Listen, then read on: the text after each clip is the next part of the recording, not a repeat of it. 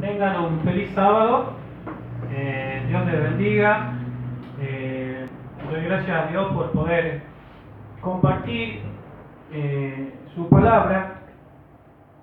Y yo nunca me ha gustado hablar a mí de mí en una predicación, porque he considerado, por ahí escuchaba yo a algunos predicadores que se les daba el púlpito, comenzaban a hablar, citaban unos versículos, se ponían a hablar de sus cosas personales y se iban totalmente por otras cuestiones que nada tienen que ver a la palabra. Entonces yo siempre me dije, nunca voy a hablar de mí, pero en esta oportunidad yo voy a hablar un poquito de mí. ¿Por qué? Yo soy adventista del séptimo día desde cuna. O sea, me he criado en un seno de una familia adventista que recién había conocido el Evangelio del adventismo, a Cristo, y me he criado toda la vida, me he criado en la iglesia adventista. Conozco, digamos, desde chiquito mi tía Fátima, mi mamá. Ellos han conocido el Evangelio y desde chiquito a nosotros nos sentábamos en el piso y nos enseñaban las lecciones. Yo desde chico, desde los 6 años, conocía todas las historias de la Biblia. A lo largo de los años han ido pasando las etapas de la adolescencia.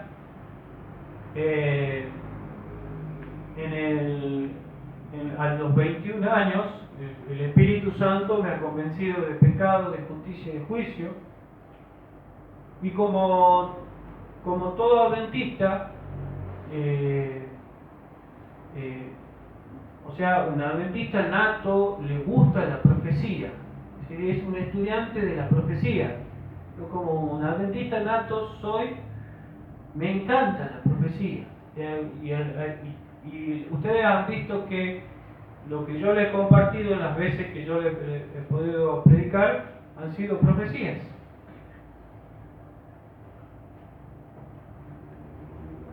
Así como, por ejemplo, el pastor Robert Williams dijo que los adventistas en su primera etapa eran defensores expertos de la ley y ganaban todas las discusiones con otras iglesias evangélicas. O sea, la iglesia ha tenido una etapa legalista y sobre cuestiones de la ley. ¿Y por qué es que le estoy diciendo yo todo esto? La profecía es muy buena, pero ahora yo quiero compartir una especie de introducción a lo que vamos a hablar. Me propuse no saber nada entre vosotros sino a Jesucristo y a este crucificado. Me propuse no saber nada entre vosotros sino a Jesucristo y a este crucificado.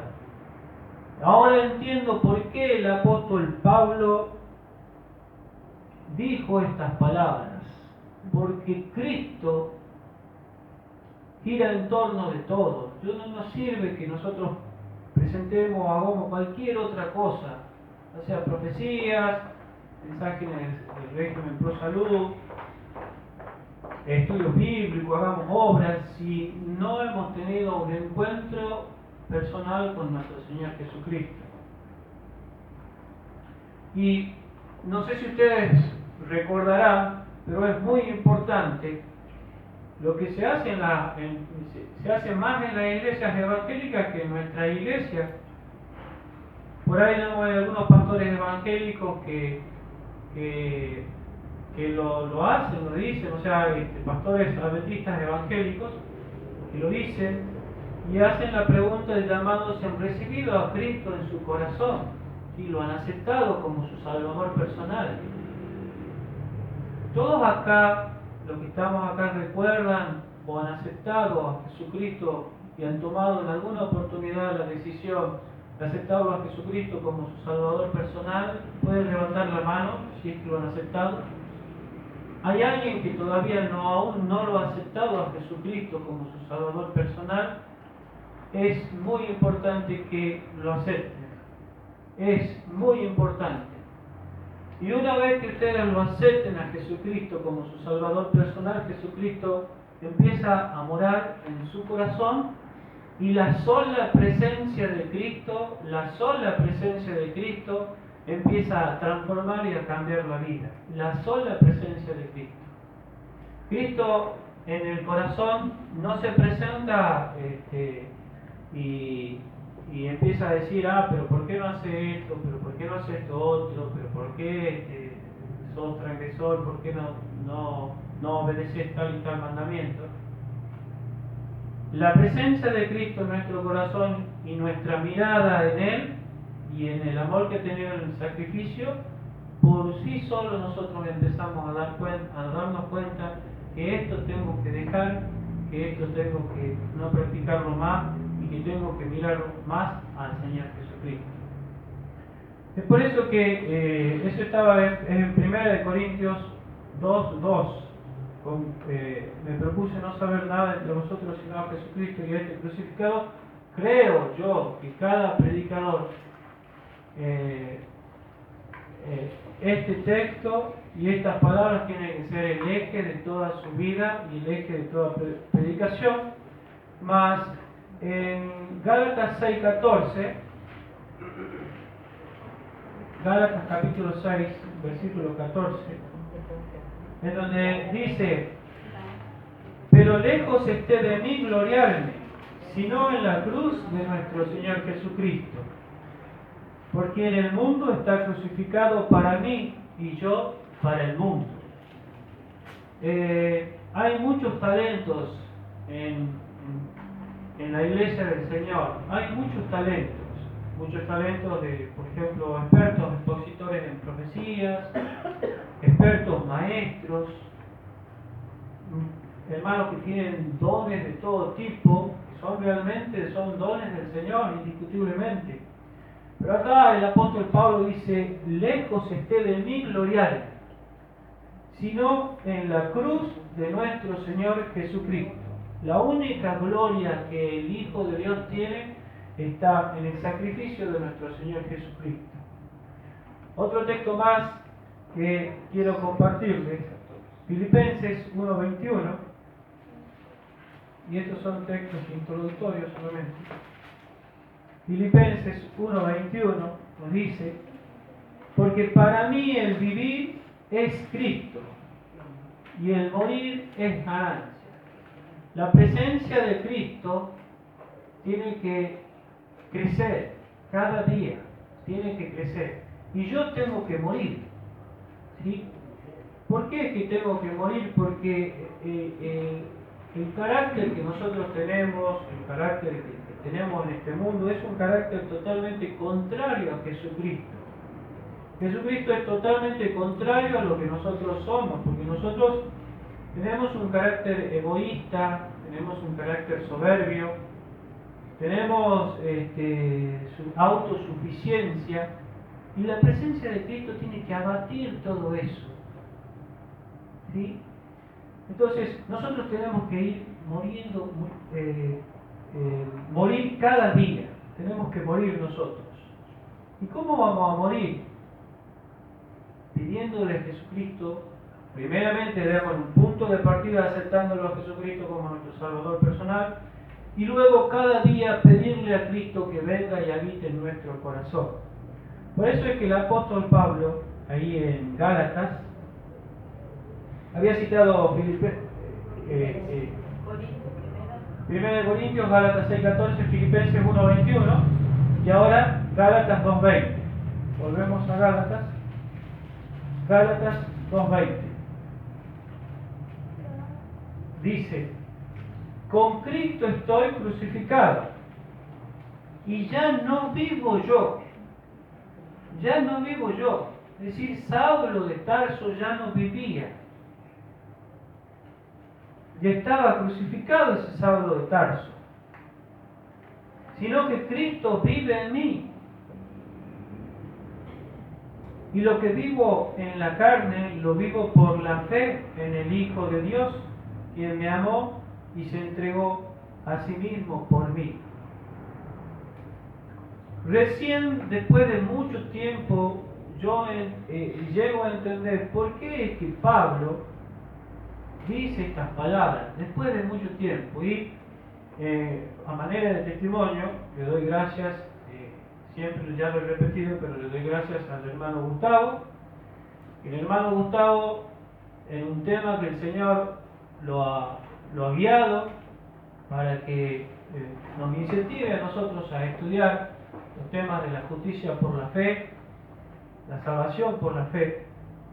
Yo he empezado a estudiar. Doy gracias también a mi hermano Carlitos, que me ha obsequiado este libro, que bueno, ahora yo estoy haciendo como Kiko, porque Kiko era como tenía algo y que ustedes no lo podían obtener. Entonces, acá en Tucumán, no sé si Ana lo tiene, lo tenemos yo y Gustavo, lo tenés Ana, pero en octubre posiblemente estén llegando estos libros. Este libro se llama Reavivamiento, lo retendremos esta vez, es de Pastor Campos, un pastor colombiano, Juan Campos. Iba a venir para acá, para Tucumán, pero no es posible por su agenda. Es autor de otros libros también conocidos como Solo un barco llegará. Y hermanos, este libro a mí me está cambiando la vida, me está transformando la vida. Estoy a mitad, no sé si estoy a mitad del libro, voy 5 o 6 capítulos y no puedo avanzar más. No puedo avanzar más, ¿saben por qué no puedo avanzar más? Porque si yo no hago, si yo lo que el Espíritu me dice que yo tengo que hacer, que es lo que vamos a estudiar, no lo realizo, no tiene sentido que yo siga avanzando en algo que no he cumplido lo primero, entonces ¿cómo voy a cumplir lo segundo? Le doy gracias también a Dios porque nuestro querido hermano Carlitos Rivero me ha obsequiado este libro y realmente está cargado del Espíritu Santo. O sea, ¿no se lo puede conseguir acá? No, acá no está en Tucumán. No. Lo trajeron de Colombia y es un hermano que trabaja de sostén propio, así que bueno, nos está brindando, digamos, este material. Cuando lleguen en octubre, hermanos, yo les digo que hagan lo posible por obtenerlo y estudiarlo. Yo en esta mañana de sábado quiero compartirle lo que a mí me está haciendo bien, ¿sí? Eso es lo que quiero compartir. Hay un cambio, yo no le voy a presentar, o sea, profecía, soy amante de la profecía, pero no le voy a presentar, digamos, más profecías, sino, digamos, presentarle a Cristo, porque aquí está la gloria de Dios en el carácter de Jesucristo. Dice que Jesucristo, su deleite era hablar del carácter del Padre, ese era su mayor deleite. Más que cualquier otra cosa, lo que más le gustaba era hablar del carácter del Padre. Nosotros, nuestro mayor deleite tiene que ser hablar del carácter de nuestro Señor Jesucristo, quien también es nuestro Padre. Tengo un PowerPoint, Daniel. Vamos a ir al Hecho de los Apóstoles. ¿Qué ocurre cuando el Señor Jesucristo llega a nuestras vidas? Vamos a ir a Hechos de los Apóstoles, el capítulo 2. Vamos a ir al Pentecostés, ¿sí? Una de las fiestas judías. No es el propósito estudiarla en forma totalmente detallada. Sí vamos a ver algunos puntos, ¿sí? Porque nosotros estamos esperando, así como los discípulos en ese tiempo, la promesa de que Cristo le había hecho de recibir el Espíritu Santo. Nosotros tenemos la promesa de recibir la lluvia tardía, que es la bendición del Espíritu Santo. Pero para recibir esa bendición nosotros primero tenemos que empezar con el ABC del Evangelio. Vamos a leer Hechos de los Apóstoles, capítulo 2, versículos del 1 al 4, dice así: Cuando llegó el día de Pentecostés, estaban todos juntos en el mismo lugar. Y de repente vino del cielo un estruendo como de un viento impetuoso, y llenó la casa donde estaban. Y les aparecieron lenguas como de fuego, que se repartieron y se posaron sobre cada uno de ellos. Todos fueron llenos del Espíritu Santo y empezaron a hablar en otras lenguas, según el Espíritu le concedía que hablase. La iglesia primitiva, los apóstoles después de que Cristo se fue, estaban todos juntos, ¿sí? Pero en ese estar ocurría algo. Antes de que ocurra esto, había otras cosas que se estaban manifestando. O sea, el Espíritu Santo ya estaba venía conmoviendo sus corazones porque no entendieron nada del ministerio de Jesucristo hasta ese momento, y después que Cristo fue glorificado y empezó a Cristo en el camino de Maús, vemos que le empieza a decir y a relatar toda la escritura y todas las profecías, lo que él decía. En esta reunión pasaban unas cosas que no las relata acá, pero que lo vamos a ver en el Espíritu de Profecía. Bueno, el tema es que todos estaban llenos del Espíritu Santo. Ahora vamos a ver el versículo 14, porque se lo acusaba a ellos de que estaban borrachos por lo que estaba pasando, porque todos les oían hablar en su propio lenguaje. El versículo 14 dice así: Entonces Pedro se puso de pie con los 11, levantó su voz y les dijo: Judíos y habitantes de Jerusalén, prestad atención y que esto sea claro. Estos hombres no están ebrios como suponéis, siendo que es la hora tercera del día, 9 de la mañana, sino que esto es lo que anunció el profeta Joel. En los últimos días, dice Dios, derramaré mi espíritu sobre toda carne, y vuestros hijos e hijas profetizarán, vuestros jóvenes verán visiones, y vuestros ancianos soñarán sueños. Hasta sobre mis siervos y siervas en esos días derramaré mi espíritu y profetizarán. Y haré prodigios arriba en el cielo, señales abajo en la tierra, sangre, fuego y vapor de humo. El sol se volverá en tinieblas y la luna en sangre antes que venga el día del Señor grande y manifiesto. Y todo el que invoque el nombre del Señor será salvo. Y todo el que invoque el nombre del Señor será salvo. Profecía de Joel. Para ser salvo, ¿qué es lo que tenemos que hacer? Invocar el nombre del Señor. ¿Y cuándo invocamos el nombre del Señor? Nosotros invocamos el nombre del Señor cuando nos reconocemos que somos pecadores, que la ley nos condena y que necesitamos el Salvador. Entonces, invocamos el nombre de Cristo Jesús porque queremos ser salvos, no queremos ser condenados, ¿sí? Para ser salvos, solo tenemos que, por la fe, invocar el nombre del Señor, como lo hacemos acá, invocamos el nombre del Señor y su presencia. Y sabemos y entendemos y estamos seguros de que la presencia de Dios se manifiesta en ambas las reuniones, como el Espíritu Santo. Pasamos, dice, en el versículo 22, varones israelitas, oíd estas palabras. Jesús Nazareno fue varón aprobado por Dios. Y acá entra a hablar, después de la profecía, el apóstol Pedro, entra a hablar del tema de los temas, Jesucristo. El tema de los temas. Si hay un tema de los temas, es Jesucristo. Varones israelitas, oí estas palabras. Jesús Nazareno fue varón aprobado por Dios entre vosotros con milagros, prodigios y señales que Dios realizó por medio de él entre vosotros, como sabéis. Versículo 23. A este, entregado por el determinado designio y previo conocimiento de Dios, vosotros prendisteis y matasteis por manos de inicuos, y lo crucificasteis. No sé si ustedes, siempre que nosotros meditamos, tal vez ya lo han estudiado al libro, pero cada vez que nosotros estudiamos la Biblia o el Pentecostés, siempre sacamos y traemos una enseñanza. En este caso, me hace mucho eco esta parte del versículo porque dos veces repite lo mismo que vuelve a decir en el versículo 36. ¿Qué es lo que dice nuevamente? Por tanto, que toda la casa de Israel sepa con absoluta seguridad que a este Jesús, a quien vosotros crucificasteis,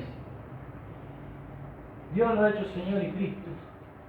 En toda la predicación del apóstol Pedro, dos veces repite una acusación Pedro. Vosotros crucificasteis. ¿Sí? Versículo 23. Vosotros prendisteis y matasteis por mano de los vinicos y lo crucificasteis. Versículo 36 dice, a quien vosotros crucificasteis, Dios lo ha hecho Señor y Cristo.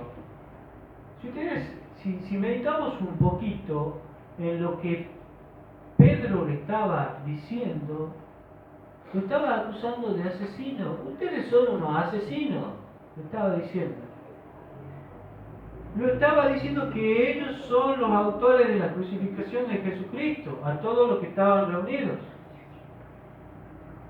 Ahora, digo yo, no soy de aquellos, tal vez desequilibrados, por ahí puede haber algunos desequilibrados que a la hora de amonestar a un hermano, utilizamos las mejores palabras, no voy a decir que se ofende el hermano,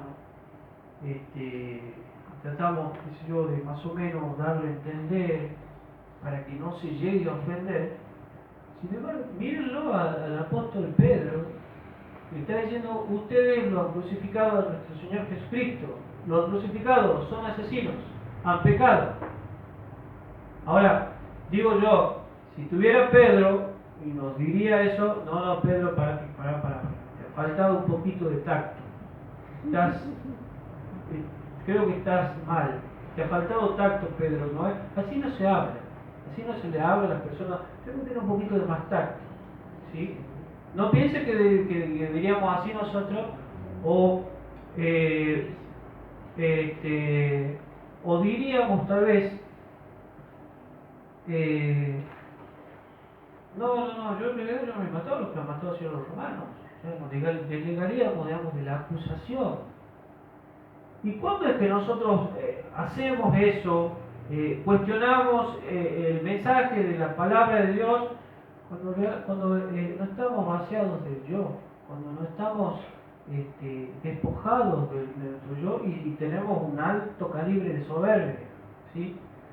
La soberbia es nuestro mayor enemigo que nosotros podemos tener. No es que yo, hermanos, tampoco apruebo y decir que venga cualquiera y diga, ustedes son unos pecadores así salvajemente y digamos delante de todos, pero me resulta raro porque Pedro le está diciendo a toda esa congregación, ustedes lo han crucificado a Cristo Jesús, vosotros crucificáis. ¿Con qué tacto? No hay ningún tacto. Palabra directamente del Espíritu Santo, dirigidas por Dios. ¿Cómo tiene que reaccionar cuando el Espíritu Santo está dirigiendo un mensaje, una palabra? ¿Cómo es que tenemos que reaccionar? Está precisamente acá, ¿sí? Y ya lo completamos. Y algo rescato de lo que dijo Gustavo en un momento, hace un momento. Se me fue la idea. Bueno. ¿Nosotros lo hemos matado? Exactamente. Nosotros somos los culpables de haberlo muerto a nuestro Señor Jesucristo. Lo dice el libro de Isaías. Y tenemos que reconocer ese pecado, pedirle perdón a Dios, que también un hermano ya había hablado de ese tema, el hermano el peladito ¿Sobaí? no. Arancibia, Lito Arancibia había dado un tema en donde nosotros tenemos que tomar conciencia de que nosotros lo hemos matado a nuestro Señor Jesucristo y somos culpables de ese pecado. Hemos pedido perdón, decía el hermano, tenemos que pedirle perdón al Señor. ¿Cómo es la reacción? ¿Cómo es la reacción cuando el centro del mensaje es Cristo Jesús, crucificado, el Espíritu Santo mueve los corazones y hay un mensaje directamente de Dios? En el versículo 36, bueno, que yo lo acabamos de leer, ahora el versículo 37 y 38. Al oír esto, se dolieron de corazón y preguntaron a Pedro y a los apóstoles: hermanos, ¿qué haremos? Esta es la reacción de que estamos siendo movidos por el Espíritu Santo. ¿Quién es Pedro? Pedro representa, digamos, a la primera iglesia, ¿sí? Al fundamento de la iglesia, representante de Cristo, como todos los otros apóstoles. O sea, a los que ya han venido primero, los que están primero, a eso representa Pedro. Entonces, a los más viejos, a los que ya han venido, los que ya están, tenemos que ser humildes. ¿Qué es lo que tenemos que hacer cuando se nos presentan estos temas o cuando el Espíritu Santo está obrando en nuestras vidas y mostrándonos la luz del Calvario? ¿Qué es lo que tenemos que hacer? Esa es los primeros pasos, y no cuestionar y no molestarnos, ¿sí? Por el mensaje que el Señor nos está diciendo. ¿Qué es lo que tenemos que hacer? Entonces Pedro le contesta: arrepentíos y sed bautizados cada uno de vosotros en el nombre del Señor Jesucristo para perdón de vuestros pecados, y recibiréis el don del Espíritu Santo. Arrepentimiento. El arrepentimiento es tristeza y dolor por el pecado, pero yo tengo mi propia definición. Yo digo que el arrepentimiento es sí, también casi lo mismo, es el dolor porque nosotros, digamos, lo hemos matado y Cristo ha tenido que sufrir por nuestros pecados. Entonces, cuando yo entiendo que Cristo Jesús ha muerto por mí en la cruz, entonces, digamos, no, pero ¿cómo? Si Él ha muerto en mi lugar, ¿cómo es que yo voy a seguir en esta vida? No puedo seguir en esta vida de pecado, de maldad. Arrepentimiento. Perdón de los pecados. Somos culpables de muchas transgresiones. Tal vez ignorantemente de violaciones al sábado, de pecados de codicia, adulterio, fornicación, robo, todos los pecados que queramos contar. Somos culpables. ¿Qué es lo que tenemos que hacer? Arrepentirnos. Ser bautizados. Es muy importante dar el paso del bautismo. Es muy importante porque vamos a recibir el don del Espíritu Santo y son perdonados nuestros pecados, empieza una nueva vida. Vamos a ir así ahora a compartir la cita, Daniel, de lo que ha pasado en el Pentecostés, ¿sí? Mientras los discípulos esperaban el cumplimiento de la promesa, humillaron sus corazones con verdadero arrepentimiento y confesaron su incredulidad. Eran incrédulos, estaban a la par del maestro, pero eran incrédulos. Nosotros hoy en día estamos acá en la iglesia de Cristo, pero si los discípulos eran incrédulos, nosotros somos crédulos. ¿Qué dice? Somos también incrédulos, somos la misma condición. Tenemos una incredulidad, digamos, pero impresionante. Dice: al recordar las palabras que Cristo les había hablado antes de su muerte, entendieron más plenamente su significado. Fueron atraídos de nuevo a su memoria verdades que habían olvidado y las repetían unos a otros. Se reprocharon a sí mismos el haber comprendido tan mal al Salvador como en procesión pasó delante de ellos una escena tras otra de su maravillosa vida, la vida de Cristo. Y nosotros damos así. Yo vengo diciendo, yo tengo 36 años y 4 meses y he entendido mal. Recién ahora estoy entendiendo cómo son los caminos del Señor y empiezo a entender. Pero hay algo acá que es todo un tema, la humillación. Ese es el tema de esta mañana, la humillación. Es un tema, la humillación, el arrepentimiento, la confesión, son todos temas que tal vez se los tocan en los estudios bíblicos básicos. Y por ejemplo, no lo voy a tocar yo, pero la confesión, una vuelta yo estaba, coordinando la clase de escuela sabática y estaba en el asiento, estaba el hermano Enrique Carezani. Y yo le agarro y le pregunto a la clase, ¿qué es lo que es la confesión? Como se trataba del santuario, el hermano me respondió, la confesión es el traspaso de mi pecado al Cordero. ¿Se entiende? Mi pecado al Cordero. Eso es la confesión. La confesión no salva. No, es una cuestión de estar, que Dios está esperando, de nosotros, que son los verdaderos pasos del que realmente está convertido, o lo que está arrepentido. Confiesa su pecado y transfiere su pecado al Cordero. Nosotros tenemos un Cordero, Cristo Jesús, que está allá en el santuario celestial. Y por supuesto después está la confesión, personal a cada hermano que hemos ofendido. Pasamos a la otra cita que son casi parecidas. Es para que veamos, que varias veces se repite. Sobre los discípulos que esperaban y oraban, vino el Espíritu con una plenitud que alcanzó a todo corazón. El Ser Infinito se reveló con poder a su iglesia. Era como si durante siglos esta influencia hubiera estado restringida y ahora el cielo se regocijara en poder derramar sobre la iglesia las riquezas de la gracia del Espíritu. Y bajo la influencia del Espíritu, las palabras de arrepentimiento y confesión se mezclaban con cantos de alabanza por el perdón de los pecados. Se oían palabras de agradecimiento y de profecía. Todo el cielo se inclinó para contemplar y adorar la sabiduría del incomparable e inconmensurable amor. Extasiados de asombro, los apóstoles exclamaron: en esto consiste el amor. Se asieron del don impartido, y ¿qué siguió? La espada del Espíritu, recién afilada con el poder y bañada en los rayos del cielo, se abrió paso a través de la incredulidad. Miles se convirtieron en un día. Volvemos a ver.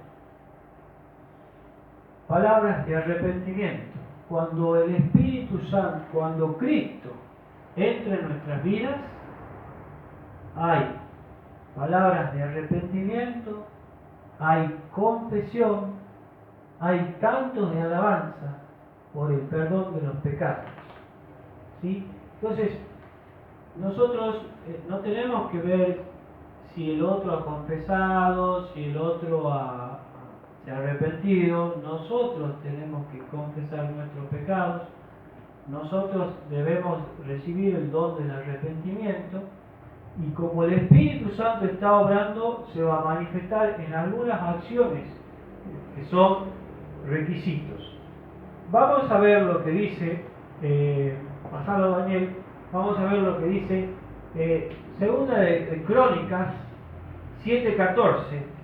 Segunda de Crónicas 7:14. Ahí está para que lo lean, yo lo voy a leer en la Biblia. Segunda de Crónicas, capítulo 7, un versículo muy conocido. Y que yo quiero contarle algo también de mí. Soy un crítico agudo de las predicaciones. No malicioso, sino agudo porque sé que el don es perfecto. Entonces, como uno tiene que ir aprendiendo, nadie es ya el consagrado, no. Todos tenemos que aprender. Entonces siempre he dicho, ¿para qué va a predicar de eso si todo el mundo predica de eso? Y encontramos grandes predicadores en las iglesias evangélicas y que hablan de estos temas, ¿sí?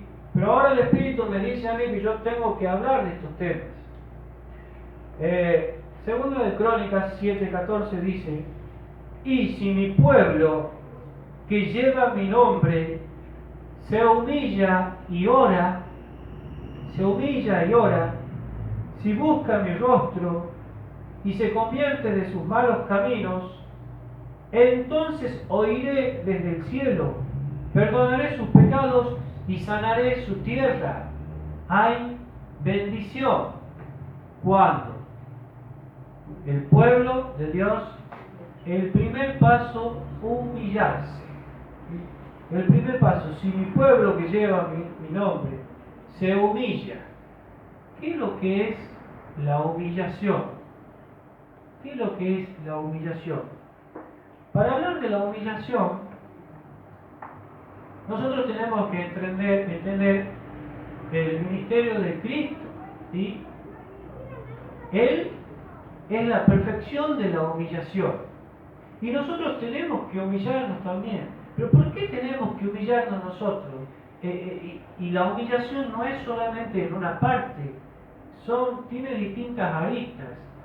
Yo en esta mañana de sábado, al abordar el tema de la humillación, voy a compartirle una parte, pero hay muchas cosas que nosotros tenemos que humillarnos, ¿sí?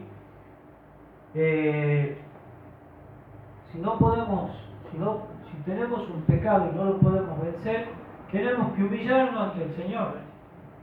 Si no podemos cumplir nuestro rol como padre, Señor, yo no sirvo como padre, tengo que humillarme ante el Señor. Si yo no sirvo como esposo, o la mujer como esposa, tengo que humillarme ante el Señor. Y aprender del que el perfecto que se ha humillado. ¿Quién es el mayor? Cristo Jesús. ¿Por qué? Filipenses capítulo 2, no lo busquen, lo necesitamos de memoria, para que no perdamos tiempo. Filipenses capítulo 2, 5 en adelante. Haya pues en vosotros este mismo sentir que hubo en Cristo Jesús, quien siendo en forma de Dios no estimó el ser igual a Dios como cosa a que aferrarse, sino que se humilló a sí mismo, tomando la forma de siervo, hecho semejante a los hombres. Cristo Jesús es el modelo de la perfecta humillación. ¿Por qué? Porque Él es Dios y se humilló a ser hombre, de ser creador a criatura. Y yo, como el apóstol Pedro, quiero decir que sea notorio, todo el mundo que escuche, que el hermano Toti Carezani estaba presentando la triple humillación de Cristo Jesús cuando en la congregación de Lucas Córdoba se lo ha detenido. ¿Sí? ¿Y por qué ha pasado esto? Y porque es un tema de temas, es un tema que nos lleva totalmente al verdadero camino. El hermano estaba predicando de la humillación y al diablo le ha molestado tanto que se lo ha interrumpido. La triple humillación de nuestro Señor Jesucristo. Es un tema que en otro momento se lo puede compartir. Vamos a ver las mismas palabras. Luego tenemos que leamos en otros textos las mismas palabras en el espíritu de profecía. Humillarse es despojarse del yo, totalmente del yo. Despojarse de la soberbia. Cristo fue Dios, se hizo hombre. Satanás, en una comparación de textos, vemos que Satanás es totalmente contrario a Cristo. Satanás quiere elevarse por sí mismo, por eso ahí en los libros, en donde nos habla, digamos, de Lucifer, nos dice: se enalteció tu corazón a causa de tu hermosura, corrompido fuiste por tu sabiduría, porque se empezó a ver él mismo su hermosura, hasta que pecó. Luego, en el profeta Isaías, dice: ¿cómo caíste del cielo, oh lucero, hijo de la mañana? Cortado fuiste por tierra, tú que debilitabas a las naciones, tú que decías en tu corazón: subiré en el cielo, enaltecerse. El yo, subiré en el cielo en lo alto, junto a las estrellas de Dios levantaré mi trono, y en el monte del testimonio me sentaré hasta los lados del norte, y seré semejante al Altísimo. Y el original de esos textos está cargado de yo, pero no lo ponen, digamos, los traductores, porque en realidad tendría que decir: yo subiré al cielo, yo en lo alto, yo levantaré mi trono, yo en el monte del testimonio me sentaré, y yo seré semejante al Altísimo. el yo abunda, pero por la literatura, digamos, y la sobreabundancia, digamos, de yo, los traductores no lo ponen, pero está cargado, digamos, de yo. El problema de Satanás ha sido el yo y la exaltación. Y Cristo mostró totalmente lo contrario. Vayamos porque es tan importante esto que lo entendamos. Ahí en Timoteo, el capítulo 1, si nosotros entendemos ese principio, nuestra vida va a ser totalmente, como dice Segunda de Crónicas 7, Segunda de Crónicas, capítulo 7, versículo 14. Vamos a Timoteo. Primero, segundo. A ver, Primera de Timoteo, Primera de Timoteo, el capítulo 3, acá está el principio de humillación. Primera de Timoteo, el capítulo 3, el versículo 16, en donde dice: sin discusión, grande es el misterio de piedad. Dios fue manifestado en carne, justificado por el Espíritu, visto a los ángeles, predicado a los gentiles, creído en el mundo, recibido en gloria. Dios fue manifestado en carne, se humilló a sí mismo.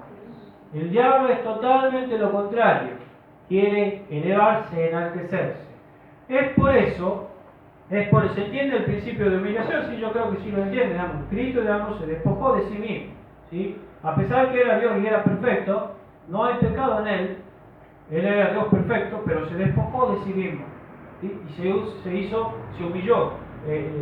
Ser hombre nomás ya es una humillación para el Creador. ¿Con quién habita Dios? ¿Con quién habita Dios? Cristo Jesús dijo: bienaventurados los pobres en espíritu, porque de ellos es el reino de los cielos.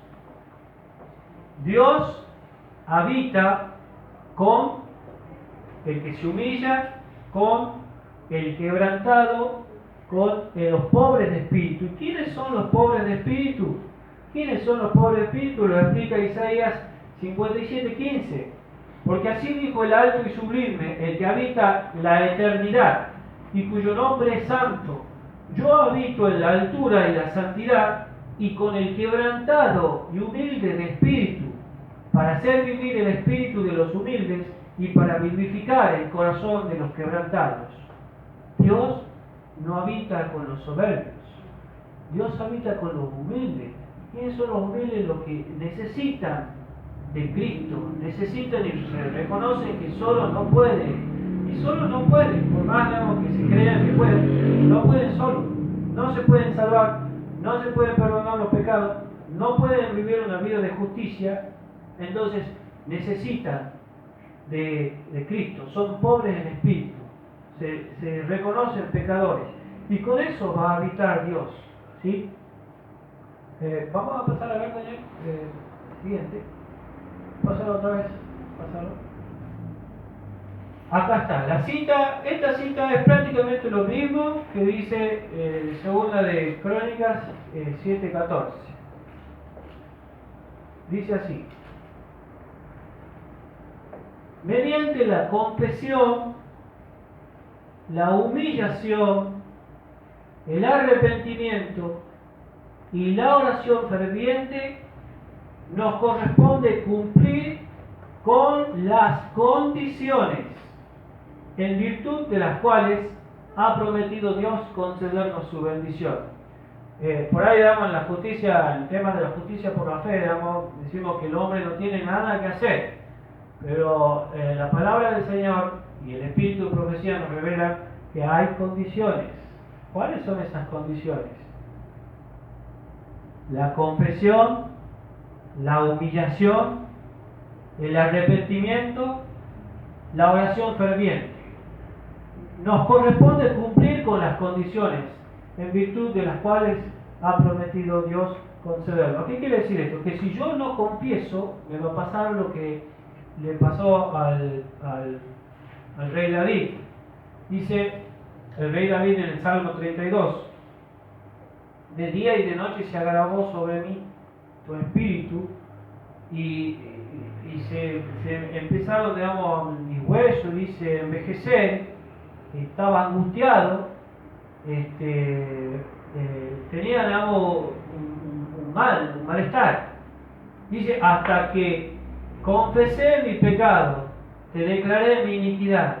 Mientras no haya una confesión del pecado, es decir, no hay un reconocimiento. Entonces yo tengo que confesar mis pecados. Si yo el que dice, el que encubre sus pecados no va a prosperar, no va a haber prosperidad. Podemos pasarlo acá, estar con los que reciben el Espíritu Santo, pero no vamos a avanzar ahí, no vamos a quedar y nos vamos a perder. Es esencial la confesión.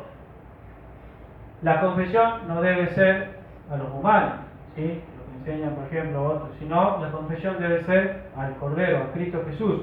Pero si yo he pecado contra mi hermano, tengo que ir y humillarme ante mi hermano y confesarle y decirle. Bueno, ven que es prácticamente lo mismo que dice en Crónicas. Pasado a Daniel, vamos ahora a ver un modelo de humillación. Entonces Jesús dijo a sus discípulos, si alguno